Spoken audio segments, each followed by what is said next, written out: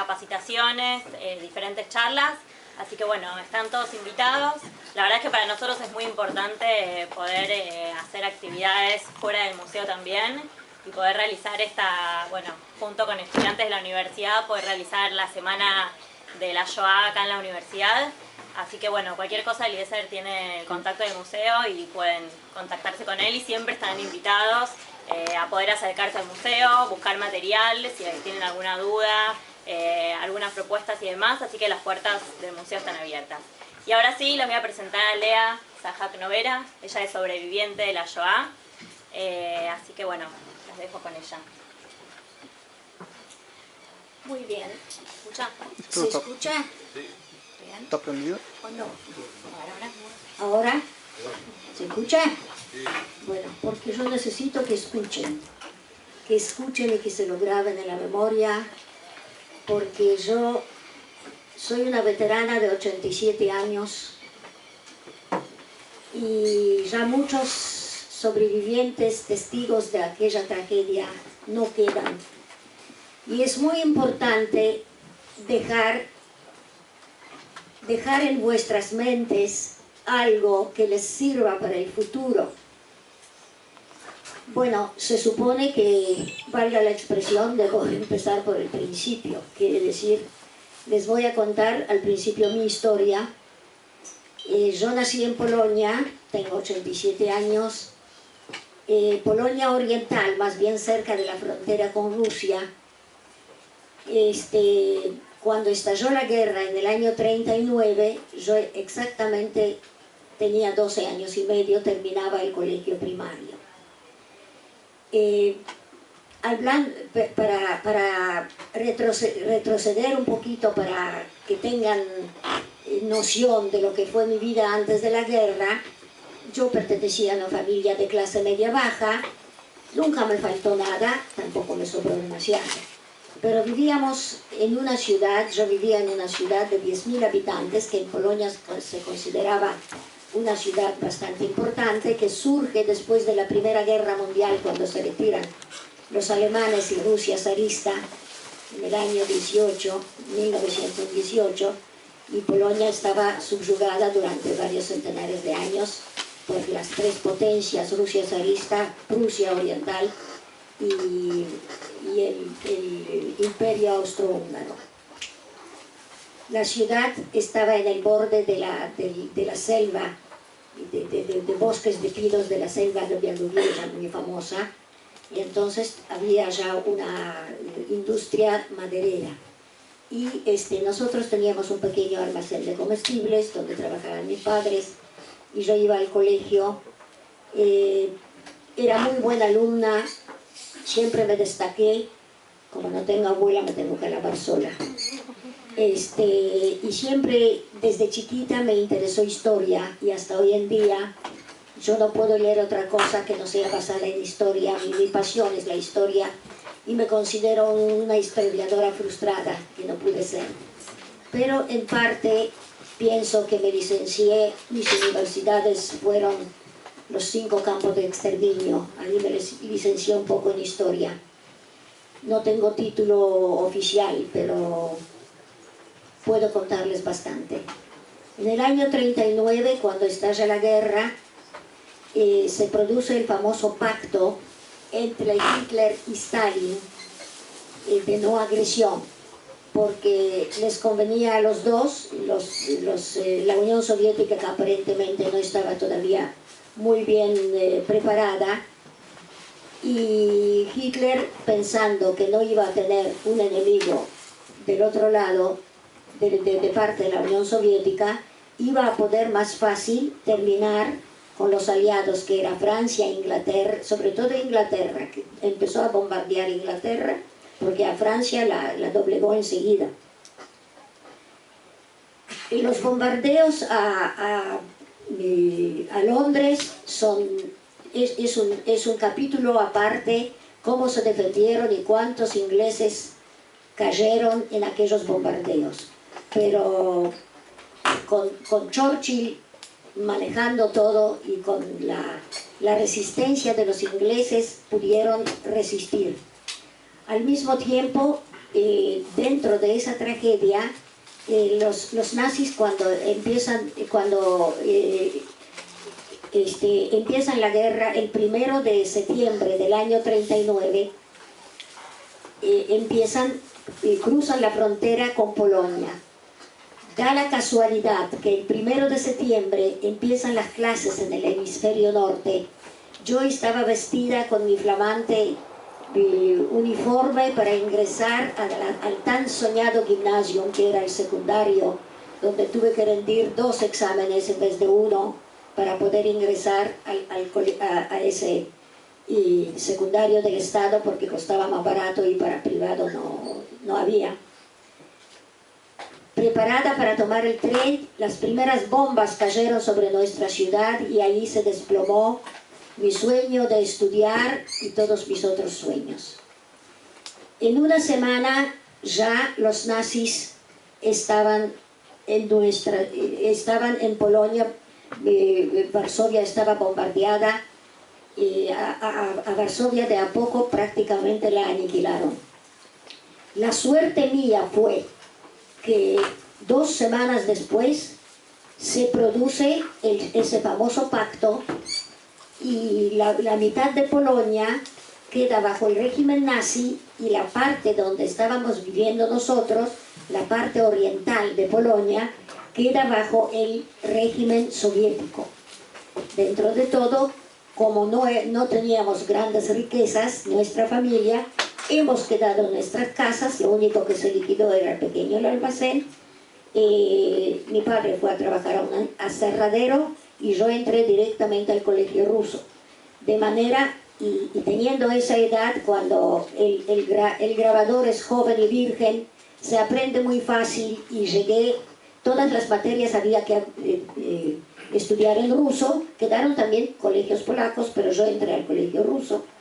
Allá se estudiaba mucho, 6 días por semana, 6 horas por día, y el nivel era muy alto. Dentro de todo no se perseguía a nadie. Yo como una niña de 12 años se me abrió un mundo, porque se terminaron las persecuciones antisemitas como yo sufrí en Polonia, que eran terribles. Era un país muy, muy antisemita y sabemos muy bien de dónde provenía esto. Esto proviene de muchos años antes y sobre todo de la base de la iglesia. Pero no vamos a tocar este tema. En el colegio ruso aprendí mucho, y los 2 años de haber estudiado en el colegio ruso, justo cuando yo terminaba el 2.º año del secundario, se rompe el pacto. Hitler decide invadir la Unión Soviética. El 22 de junio del 41 se produce la invasión, y una semana después la bota nazi ya estaba retumbando sobre las piedras de nuestras calles. Ahí se terminaron definitivamente todos mis sueños. En nuestra ciudad los nazis ya tenían preconcebido cómo hacer para poder en el futuro aniquilar al pueblo judío. Como éramos una comunidad bastante reducida, bastante chica en nuestra ciudad, directamente no pasó un mes. Primero registraron a todos, y unas 3 semanas más tarde llegaron camiones a la madrugada. A las mujeres, ancianos y niños subieron a los camiones. A los hombres, a partir de los 13 años, los muchachos también, hicieron salir. Primero llamaron a los notables. A los notables significaba los que tenían más estudio. Había dos abogados, había 2 médicos y algunos profesionales más. Dos rabinos, había varias personas más, intelectuales, escritores. Se juntaron más o menos 15 personas delante nuestro, en presencia de nuestra. Los ametrallaron a todos en la plaza principal, y a nosotros empezamos los camiones. Yo salí de mi casa, nos sacaron de las camas hasta lo opuesto. En los camiones yo me di vuelta, y la última vez miré a mi a mi hogar, vi a través de la ventana mi pequeño rinconcito con el mueble blanco lleno de libros que llenaban mi vida, con el pequeño barquito mirándome con tristeza. Cuando salí me despedí del almácigo de las flores, los pensamientos que estaban debajo de mi ventana. Era ya otoño en Polonia, bastante avanzado, era octubre, y había una llovizna finita, y mis florcitas lloraban junto conmigo, estaban cubiertas de rocío, llorando junto conmigo, y así me despedí de mi hogar para siempre. Los camiones arrancaron, era 60 kilómetros más hacia el este, nos llevaron a una ciudad donde iban a hacer el gueto. A los hombres llevaron caminando, torturándolos por el camino. Los 60 kilómetros les hacían caminar de rodillas, se burlaban de ellos, se divertían con ellos. A más de uno que no se podía levantar, lo fusilaban directamente por el camino. Llegaron recién al día siguiente a la noche y 10% de ellos quedaron por el camino y no volvieron.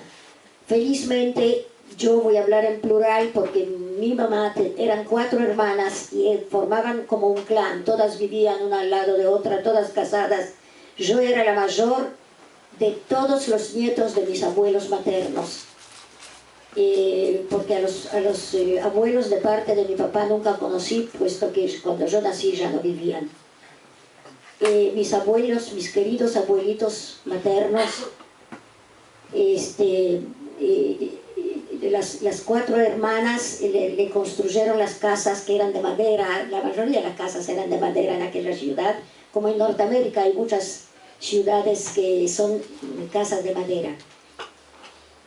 Felizmente nuestros hombres, yo me refiero en plural porque mi padre y mis tíos volvieron. Solamente no volvió el marido de la hermana menor de todas, porque a él lo llamaron al frente y él cayó directamente en el 39 en el frente.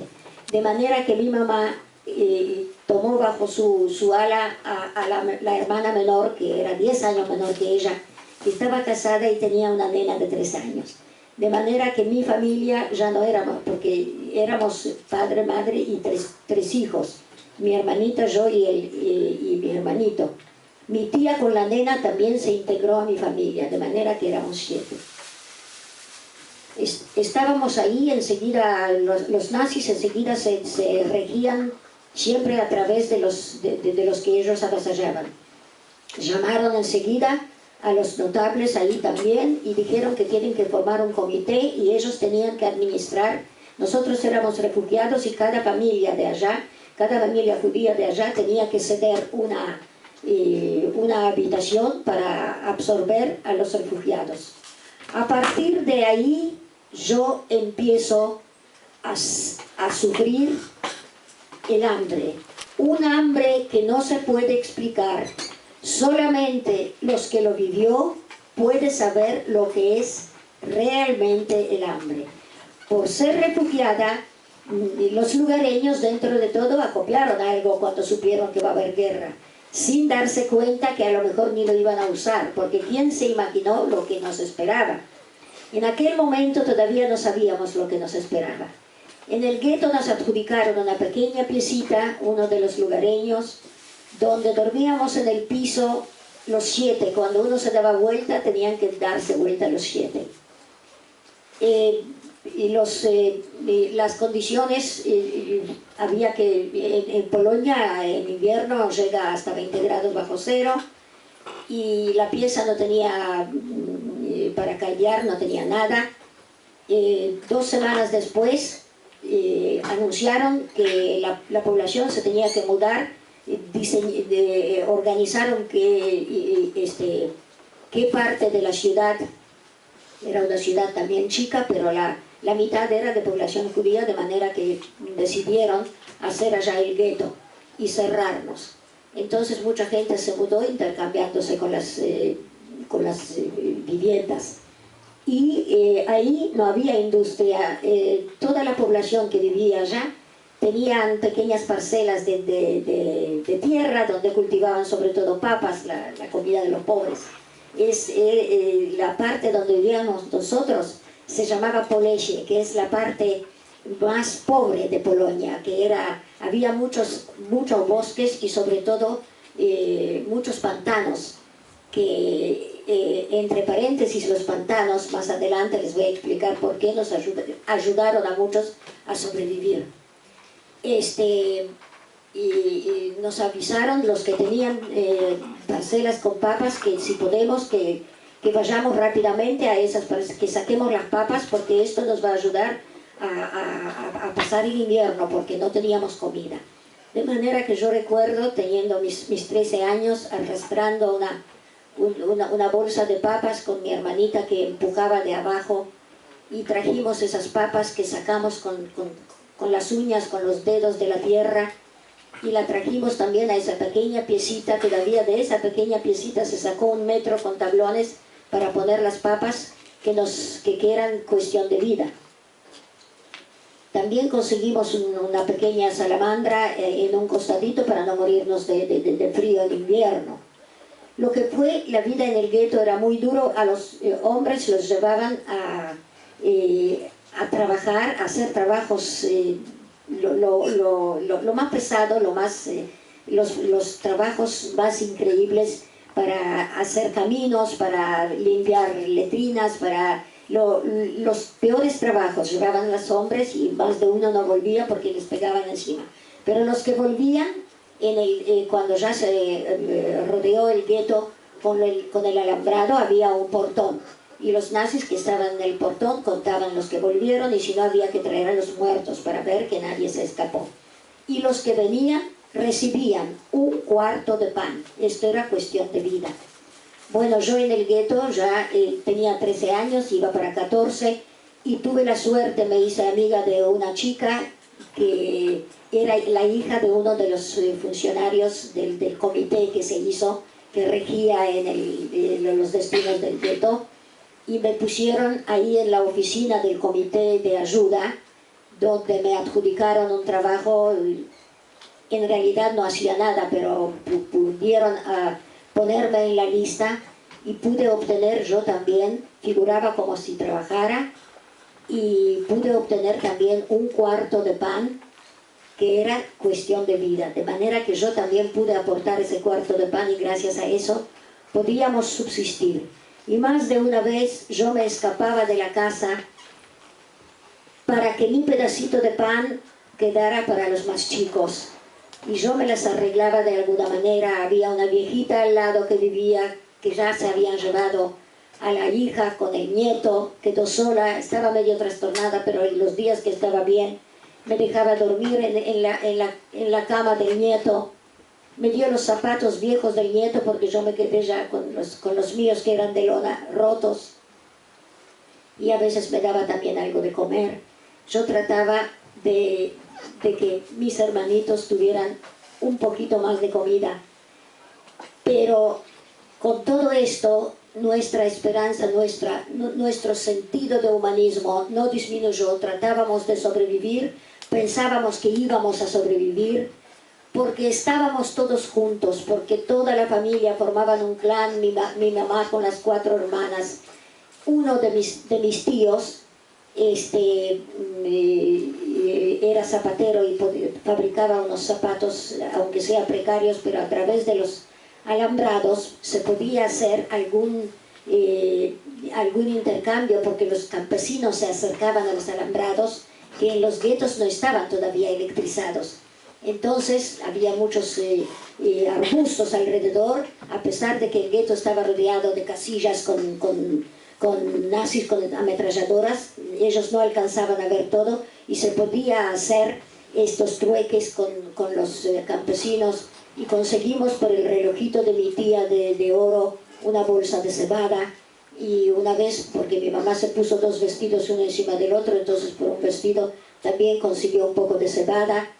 Y bueno, con un poco de papas, un poco de cebada, agua había, ya uno no se podía morir de hambre. Tampoco se podía vivir mucho, pero de hambre todavía no se podía morir. Y gracias a eso íbamos subsistiendo no había remedios, la mortandad infantil era terrible, pero lo más importante, lo principal, era ese pequeño rayito de esperanza, que hemos de sobrevivir, que todo se va a terminar. ¿Quién se imaginó que esta guerra no era como la Primera Guerra Mundial? Para mí, la Primera Guerra Mundial fue como si me dijeran ahora, hace 500 años atrás, yo era una niña, pero en realidad el lapso entre la primera, cuando terminó la Primera Guerra Mundial y empezó la Segunda, era solamente 20 años, y 20 años no es nada, es un soplo. Y la gente que había sobrevivido a la Primera Guerra Mundial pensó que esto va a ser lo mismo. Entonces la esperanza no nos abandonaba a pesar de todo lo que pasábamos. Más de uno me preguntó muchas veces, ¿qué es lo que sentías? ¿Qué pensabas? Y yo siempre contesto lo mismo. Cuando uno tiene el estómago pegado a la espalda, ¿en qué piensa? No tiene capacidad de pensar. Lo único que piensa es un árbol donde crecen panes y puedes arrancar un pan y comerlo. Con todo esto, para matar el hambre, yo siempre lo recuerdo y lo repito, éramos 4 chicas que nos juntábamos en la casa de una lugareña, que ellos vivían allá en entonces tenían una pequeña despensa donde tenían acopiado algo de comida. Íbamos allá y para matar el hambre hacíamos un concurso de canto.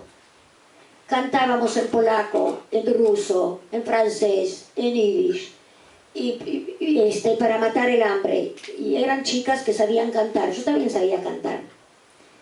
Y allí durante 2, 3 horas hacíamos este concurso para matar el hambre. Y después la mamá nos servía esa taza de té con aquella rodaja de pan.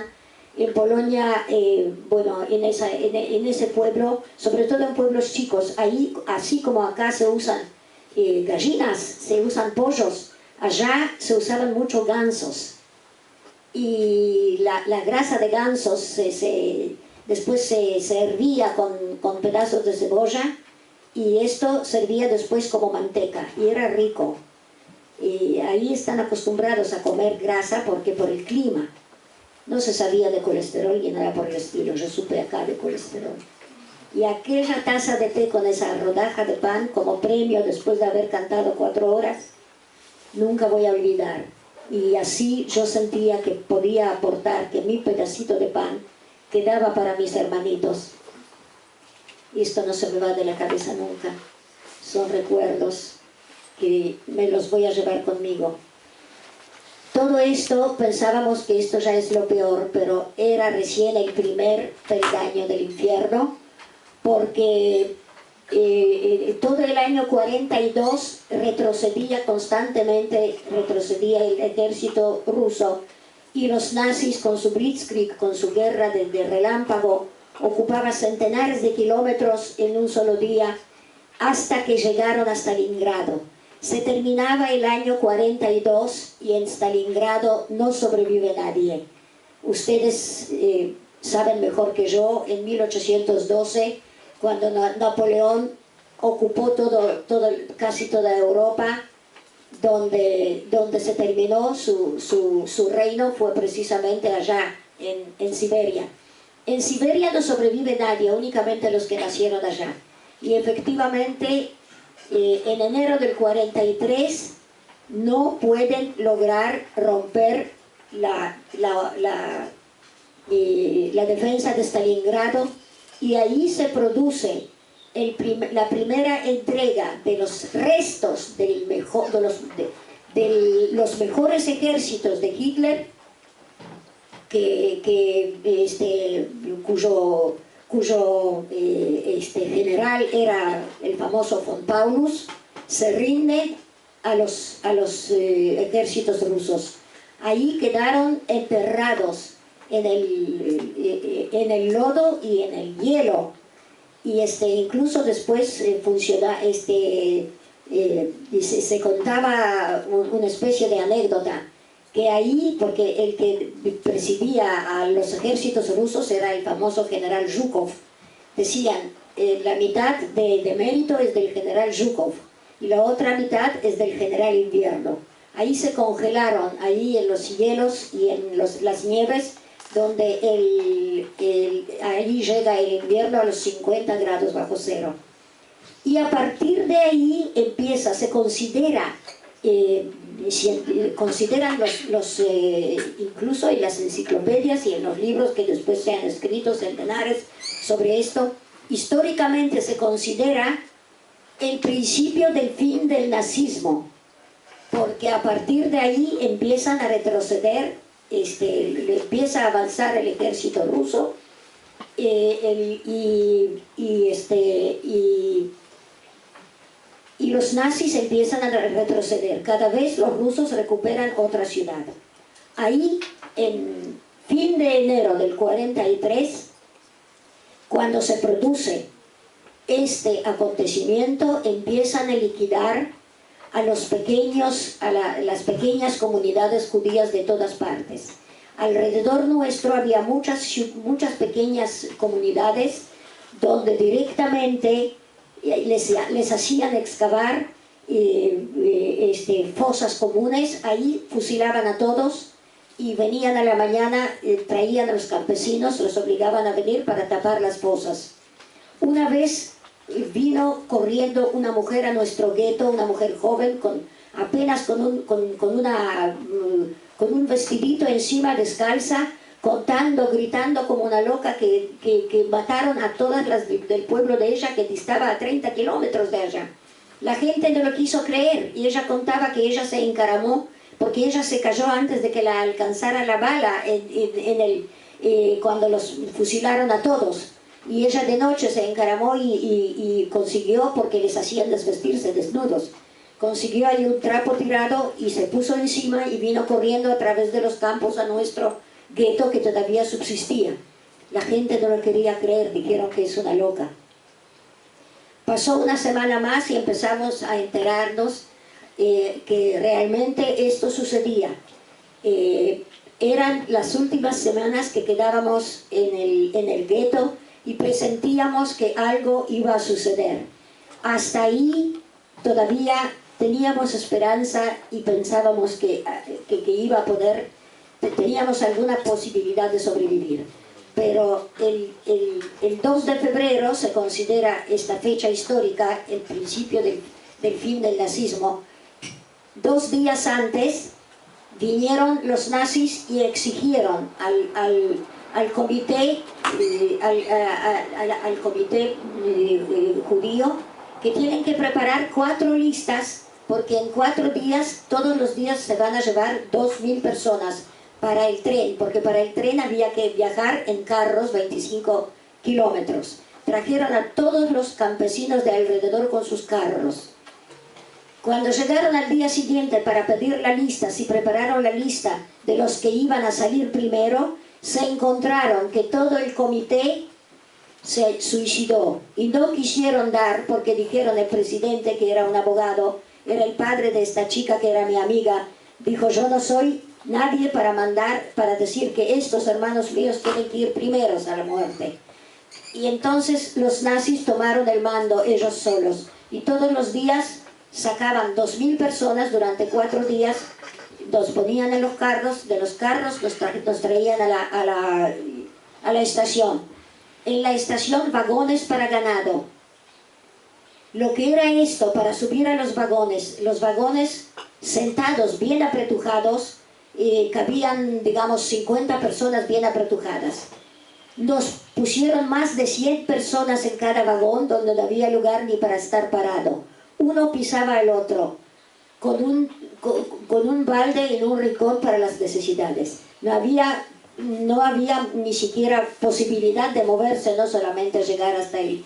Lo que fueron estas 3 noches y 2 días de viaje en este vagón, esto es difícil de contar y es difícil que ustedes lo entiendan. Solamente se los menciono para que sepan que esto sucedió y que sepan transmitir algún día que esto también puede volver a repetirse. Si yo les cuento todo esto, no es para